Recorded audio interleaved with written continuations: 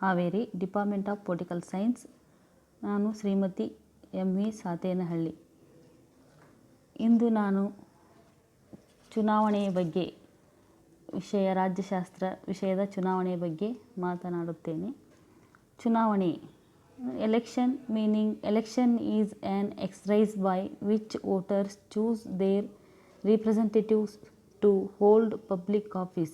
It is the primary activity in forming democratic and representative government. Election enable the voters to participate in the political activities of the state and exercise their political rights. ಆಧುನಿಕ ಪ್ರಜಾಪ್ರಭುತ್ವ ವ್ಯವಸ್ಥೆಯಲ್ಲಿ ಚುನಾವಣೆಗಳು ಅನಿವಾರ್ಯ ಹಾಗೂ ಅವಶ್ಯಕ. ಪ್ರಜಾಪ್ರಭುತ್ವದಲ್ಲಿ ಪ್ರಜೆಗಳೇ ಅಂತಿಮ. ಸಂವಿಧಾನದಿಂದ ದತ್ತವಾದ ಮತದಾನದ ಹಕ್ಕಿನ ಮೂಲಕ ಸಾರ್ವತ್ರಿಕ ಚುನಾವಣೆಗಳಲ್ಲಿ ಪ್ರತಿನಿಧಿಗಳನ್ನು ಪ್ರಜೆಗಳೇ ಆಯ್ಕೆ ಮಾಡುವರು. ಪ್ರಜೆಗಳು ಹೊಂದಿರುವ ಈ ಮತದಾನದ ಹಕ್ಕಿನ ಮೂಲಕ ಅವರು ಭಾರತದಲ್ಲಿ ರಾಜಕೀಯ ಪಕ್ಷಗಳ ಭವಿಷ್ಯವನ್ನು ನಿರ್ಧಾರ ಮಾಡುವರು. ಹೀಗಾಗಿ ಚುನಾವಣೆಗಳ ಮೂಲಕ ಪ್ರಜೆಗಳು ತಮ್ಮ ರಾಜಕೀಯ ಹಕ್ಕನ್ನು ಚಲಾಯಿಸಲು ವೇದಿಕೆಯನ್ನು ಒದಗಿಸುತ್ತದೆ. The term election is derived from Latin word eligere, which means to choose or to pick out or to select. Election is the process by which modern representative democracy has been operating since 17th century. ಇದು ಚುನಾವಣೆ ಎಂಬ ಪದವು ಮೂಲತಃ Latin ಪದ ಎಲಿಗೇರ್ ಎಂಬ ಪದದಿಂದ ಬಂದಿದೆ. ಎಲಿಗೇರ್ ಎಂದರೆ ಆರಿಸು, ಆಯ್ಕೆ ಮಾಡು ಎಂಬರ್ಥವಾಗುತ್ತದೆ. ಅಂದರೆ ದೇಶದಲ್ಲಿನ ಎಲ್ಲ ಮತದಾರರು ತಮ್ಮನ್ನಾಳುವ ಪ್ರತಿನಿಧಿಗಳನ್ನು ತಾವೇ ಆಯ್ಕೆ ಮಾಡುವ ವಿಧಾನವೇ ಚುನಾವಣೆ. ಮತದಾರರು ತಮಗೆ ಬೇಕಾದ ಪಕ್ಷವನ್ನು ಅಧಿಕಾರಕ್ಕೆ ತರಲು ಕಲ್ಪಿಸಿರುವ ರಾಜಕೀಯ ಅವಕಾಶವಾಗಿದೆ. Methods of election. Modern democratic system has adopted two methods of election. They are direct election, indirect election. Direct election. In this system, all the eligible voters of the nation directly elect their representatives through secret ballots without any intermediaries. The voters go to the polling station and exercise functions.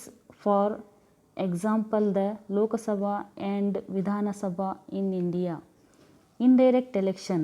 Voters elect a group of members in the first instance to form electoral college as an intermediary body to elect representatives. For example, the President of India. ಪರೋಕ್ಷ ಚುನಾವಣೆ. ಮತದಾರರು ನೇರವಾಗಿ ಮತದಾನದಲ್ಲಿ ಪಾಲ್ಗೊಳ್ಳದೆ ಪ್ರಜೆಗಳಿಂದ ಆಯ್ಕೆಯಾದ ಪ್ರತಿನಿಧಿಗಳು ರಾಷ್ಟ್ರದ ಮುಖ್ಯಸ್ಥರನ್ನು ಆಯ್ಕೆ ಮಾಡುವ ವಿಧಾನವನ್ನು ಪರೋಕ್ಷ ಚುನಾವಣೆ ಎನ್ನಲಾಗುತ್ತದೆ. ಉದಾಹರಣೆ, ಭಾರತದಲ್ಲಿ ರಾಷ್ಟ್ರಪತಿಗಳನ್ನು ಸಂಸತ್ತಿನ ಉಭಯ ಸದನಗಳ ಚುನಾಯಿತ ಸದಸ್ಯರು ಮತ್ತು ಎಲ್ಲ ರಾಜ್ಯಗಳ ಚುನಾಯಿತ ಸದಸ್ಯರು ಮತ್ತು ಉಪರಾಷ್ಟ್ರಪತಿಗಳನ್ನು ಸಂಸತ್ತಿನ ಉಭಯ ಸದನಗಳ ಎಲ್ಲ ಸದಸ್ಯರು ಚುನಾಯಿಸುತ್ತಾರೆ. ಚುನಾವಣೆಯಲ್ಲಿ ಎರಡು ವಿಧಗಳಿವೆ: ಪ್ರತ್ಯಕ್ಷ ಚುನಾವಣೆ, ಪರೋಕ್ಷ ಚುನಾವಣೆ. ಪ್ರತ್ಯಕ್ಷ ಚುನಾವಣೆ ಇದನ್ನು ನೇರವಾಗಿ ಆಯ್ಕೆ ಮಾಡುವ ವಿಧಾನ ಎಂಬ ಹೇಳಲಾಗುತ್ತದೆ. ಇದು ನೇರ ಚುನಾವಣೆ ಎಂದು ಕರೆಯುತ್ತಾರೆ. ಒಂದು ರಾಷ್ಟ್ರದ ಚುನಾವಣೆ ವ್ಯವಸ್ಥೆಯಲ್ಲಿ ವಯಸ್ಕ ಮತದಾರರು ನೇರವಾಗಿ ತಾವೇ ಮತಗಟ್ಟೆಗೆ ಹೋಗಿ ತಮಗೆ ಬೇಕಾದ ಅಭ್ಯರ್ಥಿಗಳಿಗೆ ರಹಸ್ಯ ಮತದಾನದ ಮೂಲಕ ಮತ ಚಲಾಯಿಸುವ ಪದ್ಧತಿಯೇ ಪ್ರತ್ಯಕ್ಷ ಚುನಾವಣೆ. ಉದಾಹರಣೆಗಾಗಿ, ಭಾರತದಲ್ಲಿ ಲೋಕಸಭಾ ಮತ್ತು ವಿಧಾನಸಭಾ ಚುನಾವಣೆಗಳು ನೇರ ಚುನಾವಣೆಗಳಾಗುತ್ತವೆ. Features of direct election. ಪ್ರತ್ಯಕ್ಷ ಚುನಾವಣೆಯ ಲಕ್ಷಣಗಳು: ಮಾಡರ್ನ್ ಡೆಮೊಕ್ರಟಿಕ್, ಹೆಚ್ಚು ಪ್ರಜಾಸತ್ತಾತ್ಮಕವಾದುದು. ರೆಸ್ಪಾನ್ಸಿವ್, ಜನಪ್ರತಿನಿಧಿಗಳ ಮೇಲೆ ನಿಯಂತ್ರಣ. ಕ್ರಿಯೇಟ್ ಪೊಲಿಟಿಕಲ್ ಅವೇರ್ನೆಸ್, ರಾಜಕೀಯ ಪರಿಜ್ಞಾನ ಮೂಡಿಸುತ್ತದೆ. ಸೆಲೆಕ್ಷನ್ ಆಫ್ ಎಲಿಜಿಬಲ್ ಕ್ಯಾಂಡಿಡೇಟ್ಸ್, ಯೋಗ್ಯ ಅಭ್ಯರ್ಥಿಗಳ ಆಯ್ಕೆಯನ್ನು ಮಾಡುತ್ತದೆ. ಪಬ್ಲಿಕ್ ರಿಲೇಷನ್ಶಿಪ್, ಸಾರ್ವಜನಿಕರೊಂದಿಗೆ ಸಂಪರ್ಕವನ್ನು ಏರ್ಪಡಿಸುತ್ತದೆ. Next, features of indirect election.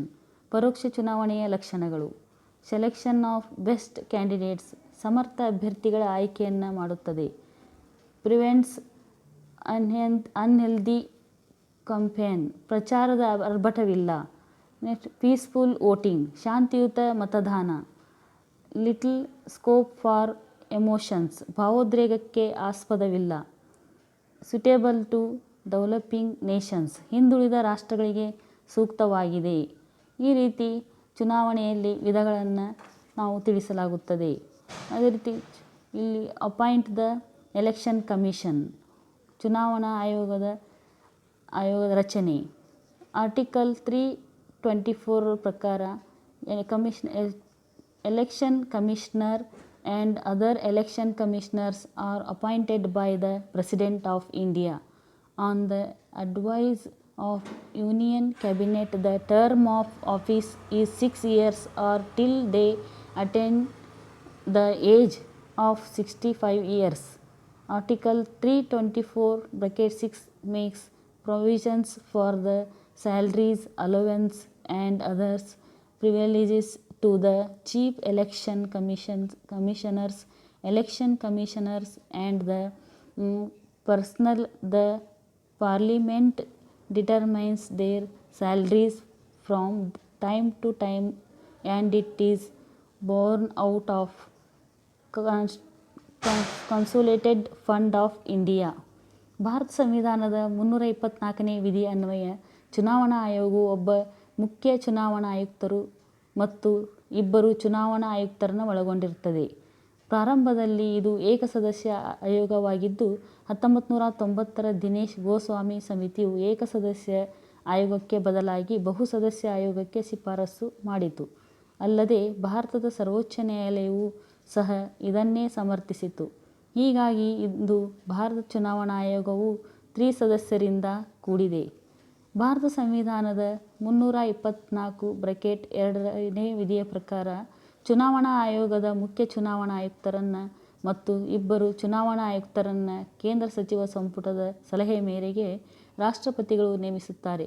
ಇವರ ಅಧಿಕಾರಾವಧಿ 6 ವರ್ಷ. ಇಂದು ಈ ಚುನಾವಣಾ ವಿಷಯದ ವಿವರಣೆಯನ್ನು ಇಂದಿಗೆ ಮುಕ್ತಾಯವನ್ನು ಮಾಡುತ್ತೇವೆ.